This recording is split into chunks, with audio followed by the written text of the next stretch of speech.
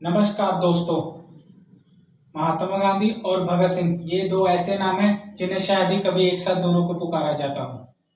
ज्यादातर लोग इन दोनों को एक दूसरे के ओपोजिशन में ही देखते हैं, लेकिन आप भी हैरान हो जाओगे जानकर इन दोनों के बीच में क्या लिंक है। महात्मा गांधी जी क्या कर रहे थे जब भगत सिंह जी को फांसी चढ़ाई जा रही थी? क्या उन्होंने भगत सिंह को बचाने के लिए कोई कोशिश भी की थी? आइए आज इस वीडियो में इतिहास के इस हिस्से पर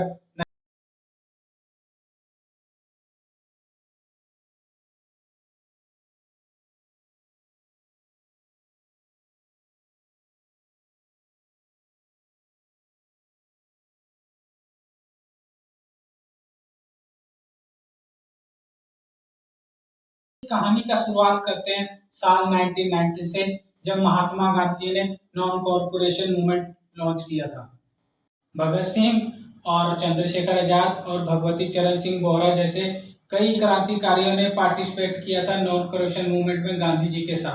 लेकिन फरवरी 1922 में विड्रॉ कर दिया जाता है इस मूवमेंट को गांधी जी के द्वारा, क्योंकि चोरी चोरा का जो इंसिडेंट होता है वो वायलेंस बन जाता है। जैसा कि आप जानते हैं, महात्मा गांधी वायलेंस के सख्त अंगेज होते हैं, जिस करके वो इस मूवमेंट को यहीं पे समाप्त कर देते हैं। In retaliation against brutality, a crowd had attacked a police post at Chauri Chaura. Hearing of this instance of violence, Gandhi immediately called a halt to the movement. लेकिन ऐसा करने से बहुत से क्रांतिकारी अपने आप में डिसल्यूशन फील करते हैं। उनको ऐसा लगता है कि उनके साथ धोखा हो गया है। वो तो इतने जोश में थे कि अब तो उनको लगता था कि आज़ादी पाके ही रहेंगे, लेकिन अचानक से इस मूवमेंट को कॉल ऑफ कर दिया जाता है। में क्या किया जाए? कुछ क्रांतिकारी चित्तरंजन दास, मोतीलाल नेहरू एक अपनी अलग पार्टी बना लेते हैं, स्वराज पार्टी। इतने में कुछ युवा क्रांतिकारी ये कहते हैं हम एक अपना अलग एसोसिएशन बना के इस क्रांति को आगे जारी रखें, जिसमें हिंदुस्तान रिपब्लिक एसोसिएशन की स्थापना करते हैं, HRA, जो एक राम प्रसाद बिस्मिल्ला और सचिंद्रा नाथ सियाल के द्वारा 1923 में बनाया जाता है, और ये एक अपना मैनिफेस्टो लिखते हैं, द रेवोल्यूशनरी।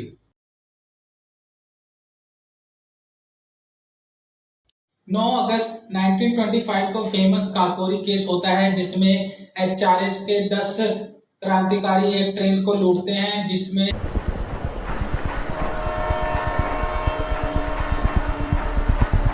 इस ट्रेन को लूटते वक्त एक क्रांतिकारी नाथ गुप्ता एक्सीडेंटली गोली मार देते हैं एक पैसेंजर अहमद अली को, जिसमें उसकी मौत हो जाती है। 40 से ज़्यादा लोगों को इसमें गिरफ्तार किया जाता है, पर चंद्रशेखर आजाद इसमें से बच के निकल लेते हैं। अशफाकुल्लाह खान को 1926 को गिरफ्तार कर लिया जाता है। कई क्रांतिकारियों को काले पानी की सज़ा दी जाती है और कई तरह की सज़ा दे दी जाती है। इसी के पैरेलल में 1926 को भगत सिंह भारत में नौजवान सभा की पार्टी की स्थापना करते हैं, जो भारत के किसान मजदूरों को एक यूनाइटेड करने का काम करती है। Bhagat Singh returned to Lahore. He was one of the founders of the Naujawan Bharat Sabha. It stood for socialism and direct action against foreign rule. Manifesto भी लिखते हैं भगवती चरण सिंह बोहरा और भगत सिंह। ये दोनों हिंदुस्तान रिपब्लिकन एसोसिएशन को भी ज्वाइन करते हैं। काकोरी कांड के बाद चंद्रशेखर आजाद सभी क्रांतिकारी को यूनिट करने का काम भी करते हैं। 1928 में सोशलिस्ट शब्द को ऐड किया जाता है हिंदुस्तान रिपब्लिकन एसोसिएशन में, फिर ये बन जाता है हिंदुस्तान सोशलिस्ट रिपब्लिकन एसोसिएशन। का सारा क्रेडिट भगत सिंह को ही जाता है, और ये काल मार्क्स। अब हम उस केस की बात करते हैं जिसमें भगत सिंह जी को अरेस्ट किया गया था। 1928 में एक सत्याग्रह चली थी साइमन कमीशन के अगेंस्ट। उसमें एक पुलिसकर्मी थे, असिस्टेंट हमारे एक फ्रीडम फाइटर थे लाला लाल, के बाद उनको शहीद हो जाए। दिसंबर 1998 को भगत सिंह और उनके कॉमरेड ये डिसाइड करते हैं कि हम लाला लाजपत राय जी का बदला लेंगे और जॉन स्कॉट को जाके मारेंगे। बट वो एक गलती कर बैठते हैं, वो आइडेंटिफाई नहीं कर पाते हैं, और वो गलती से जॉन सैंडर्स को, जो असिस्टेंट सुपरिटेंडेंट पुलिस 21 साल के होते हैं, उनके ऊपर। इसी के बीच एक इंडियन पुलिसकर्मी चरण सिंह, जो ब्रिटिश गवर्नमेंट के पुलिस के लिए भाग लेते हैं। इसी में दूसरी तरफ एक पासे फिर भगत सिंह और बटुकेश्वर दत्त दोनों पार्लियामेंट में बम फेंकते हैं। इसी में दो पार्लियामेंट में ब्रिटिश गवर्नमेंट दो बिल पास कर रही होती है, ट्रेड डिस्प्यूट बिल्स और पब्लिक सेफ्टी बिल, जिसमें सभी स्ट्राइक को वो इलीगल बता रहे होते हैं। जिसमें इसी के ऊपर एक सरदार वल्लभ भाई पटेल के भाई विट्ठल भाई पटेल इसी पे Soon after the conviction of Dutt and Bhagat Singh, evidence was found in connection with the killing of Saunders and bomb depots were unearthed. Shiv Verma, Jaidev Kapoor, Rajguru, Jatin Das, Gaya Prasad, Kishori Lal and other revolutionaries were arrested. Bhagat Singh को दोबारा रिअरेस्ट कर लिया जाता है jail में और central jail में भेज दिया जाता है और उसी में हंगर स्ट्राइक करते हैं भगत सिंह। फिर वो गवर्नमेंट से अपील करते हैं कि उनको सबको बेहतर क्लॉथिंग, बेहतर टॉयलेट सिस्टम, बेहतर खाना, बेहतर और डेली अखबार न्यूज़ पढ़ने के लिए सब क्रांति। इसकी वजह से अब भगत सिंह देश के आइकॉन बन जाते हैं। उनके और तो सबकी तरफ से स्पोर्ट्स जागता है, लोग सब उनको बहुत बेहद पसंद करने लगते हैं। इसमें द ट्रिब्यून बेहद फेमस रोल अदा करता है, उनकी कहानी को जागरूक करता है। इसलिए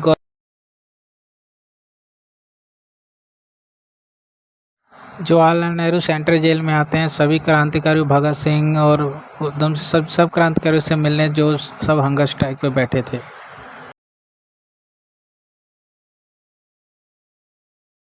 देखते हुए जिन्ना भी एक स्ट्रॉन्ग स्पीच देते हैं। आप ये बात अच्छे से जानते हैं कि ये लोग मरने के लिए तैयार हैं, कोई मजाक नहीं है। ऑनरेबल लॉ मेंबर इस बात को समझे कि हर एक व्यक्ति तो ऐसा नहीं कर सकता कि खुद को भूख से तड़पा कर मरने के लिए तैयार।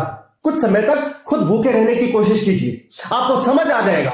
जो आदमी भूख हड़ताल पर जाता है उसके अंदर एक आत्मा है, वह अपनी आत्मा के रास्ते पर चलता है, उसे अपने मुद्दे के सही होने में विश्वास है, वह कोई राह चलता अपराधी नहीं। अगले दिन जतिन दास शहीद हो जाते हैं 63 डेज का हंगर स्ट्राइक करके। Jatin Das, a victim of police brutality, refused to break his fast and on the 63rd day of his fast, he died, a martyr in the cause of freedom. Subhash Bose arranged for his body to be taken to Calcutta, where 500,000 people attended his funeral. Bhagat Singh अपने hunger strike को जारी रखते हैं। अपने पिताजी को मिलने के बाद वो अपनी आफ्टर 116 डे के बाद 5 अक्टूबर 1929 को ही अपना हंगर स्ट्राइक को तोड़ते हैं।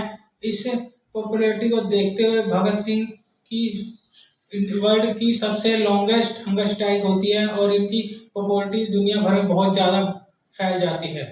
भगत सिंह की पॉपुलैरिटी को देखते हुए इरविन को टेंशन हो जाती है और उन पर ट्रायल को चालू कर देते हैं सॉन्डर्स वाले। उनकी भगत सिंह की तरफ से बहुत ज़्यादा सपोर्ट आने लगता है लोगों का, तो वो फिर क्या कहते हैं, इनको नजायज फंसाने के लिए सब केस इनके ऊपर धाराएं ठोक देते हैं, जिस करके कि इन्होंने 307 गोली चलाया मर्डर। अब आते हैं महात्मा गांधी इरविन को एक लेटर लिखते हैं। और दूसरों के ट्रायल में आपने ऑर्डिनरी प्रोसीजर को त्याग दिया और कानूनी प्रक्रिया को जल्दी करने के लिए एक शॉर्टकट निकाल लिया।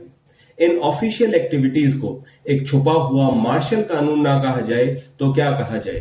भगत सिंह के पिता द ट्रिब्यून को एक लेटर लिखते हैं जिसमें लिखा होता है कि मेरा बेटा इनोसेंट है, उसको फंसाया जा रहा है, उसको भी कोई मौका दिया जाए कि उसको बेकसूर साबित करने का। उसको एक तरफ से सॉन्डर केस में फंसाया जा रहा है। फिर ये देखते हुए भगत सिंह को गुस्सा आता है, वो अपने पिताजी को एक लेटर लिखते हैं और कहते हैं कि ये बात किसी और ने किया होता पिताजी, ये तो आपने कहा, जो ये किसी और ने कहा होता तो मैं उसको धोखाधड़ी मारता। योर फादर इज लॉस और मेरे को ये अच्छा नहीं लगा। मैं एक क्रांतिकारी हूँ, मैं को तो ज़्यादा से ज़्यादा कड़ी से कड़ी सजा दो, मैं मंजूर करता हूँ, चाहे तो मेरे को गोली मार दो, लेकिन ये मैं कभी बर्दाश्त नहीं करूँगा कि मेरे पिताजी झुकें। तो वो कहते हैं ये लेटर पूरे देश में द ट्रिब्यून को दिखा दिया जाए कि लोग मेरे प्रति मैं क्या चाहता हूँ। तो ये देखते हुए लोग बहुत प्रभावित और हो जाते हैं भगत सिंह की तरफ, भगत सिंह को और अपना समझने लग जाते हैं। बहुत ज़्यादा लोग इनके साथ जुड़ जाते हैं। 31 जनवरी 1931 को महात्मा गांधी इलाहाबाद में कहते हैं, उन्हें फांसी नहीं होनी चाहिए। मेरा व्यक्तिगत धर्म यह कहता है कि ना केवल उनकी फांसी रुकनी चाहिए बल्कि उन्हें जेल में भी नहीं होना चाहिए। 1931 को महात्मा गांधी इरविन को कहते हैं कि देश में जो माहौल है वो सही हो जाए, इसके के लिए आपको ये भगत सिंह की फांसी की सजा को कैंसिल कर दिया जाए। लेकिन ये पॉसिबल नहीं हो पाता है। महात्मा गांधी 7 मार्च 1931 को एक पब्लिक मीटिंग में दिल्ली में कहते हैं, मेरा ज़मीर कहता है कि किसी को भी फांसी की सजा नहीं होनी चाहिए। भगत सिंह जैसे बहादुर इंसान को तो बिल्कुल नहीं। महात्मा गांधी इरविन को फिर मिलते हैं और पब्लिक ओपिनियन के बेस पे और लोगों के बेस पे सब पूरी अपनी जान झोंक के एक लेटर लिखते हैं कि भगत सिंह की फांसी को कैंसिल किया जाए। पूरी अपनी जान झोंक देते हैं इस लेटर में। नेताजी एक बहुत बड़ी मीटिंग करते हैं भगत सिंह की फांसी रुकवाने की, बट ये संभव नहीं हो पाता है। फिर वो उनके भगत सिंह के लॉयर जाते हैं, भगत सिंह को कहते हैं, राजगुरु सुखदेव भगत सिंह को कहते हैं कि मर्सी पिटीशन लिख दो जिससे आपकी फांसी की सजा कैंसिल हो जाए। But Bhagat Singh mercy petition लिखते हैं पंजाब के गवर्नर को। उसमें क्या लिखते हैं, वो कहते हैं कि मुझे जो सजा ही देना है तो मुझे फांसी का सीधा गोली मारा जाए सीधा मेरे सीने पे। 23 मार्च 1931 को राजगुरु सुखदेव भगत सिंह को शहीद कर दिया जाता है और आखिरी बार भगत सिंह के लॉयर प्रणाम मेहता भगत सिंह से मिलते हैं और भगत सिंह को पूछते हैं इंडियंस के लिए आखिरी मैसेज क्या रहेगा। तब भगत सिंह 2 मैसेज का रिप्लाई देते हैं, down with imperialism and long life with revolution, इनकलाब जिंदाबाद। फिर उनके वकील भगत सिंह से पूछे आपको कैसा लग रहा है। तब भगत सिंह जवाब देते हैं, I am be always happy, मैं खुश हूँ। और भगत सिंह कहते हैं कि आप पंडित जवाहरलाल नेहरू और सुभाष चंद्र बोस को मेरी तरफ से धन्यवाद कहना, उन्होंने मेरा हर कॉज में बहुत साथ दिया था। ये सब मैंने जो आपको बताया ये वैन डॉक्यूमेंट हिस्ट्री है, ये जो कि महात्मा गांधी की खुद की राइटिंग में लिखी और इरविन की खुद की राइटिंग में लिखी गई है और सुभाष चंद्र बोस जी ने खुद लिखा है और आसफ अली और उनकी वाइफ अनुरासफ अली की खुद की राइटिंग में लिखी गई हैं। जो सोर्सें में इन सभी सोर्सों में इन सब चीज का इंफॉर्मेशन आपको मिलेगी। अक्टूबर 1930 को भगत सिंह, राजगुरु और सुखदेव जी को सॉन्डर्स केस और चरण सिंह केस के में फांसी की सजा दी जाती है और बटुकेश्वर दत्त को 14 साल काला पानी की सजा दी जाती है। कमाल की बात यह है कि इतना कुछ होने के बाद भी कुछ लोगों को ये लगता है कि महात्मा गांधी ने भगत सिंह की फांसी को रुकवाने के लिए कुछ नहीं किया। आपको भगत सिंह के पिताजी की खुद की स्पीच में आप खुद सुनेंगे कि उन्होंने खुद क्या कहा।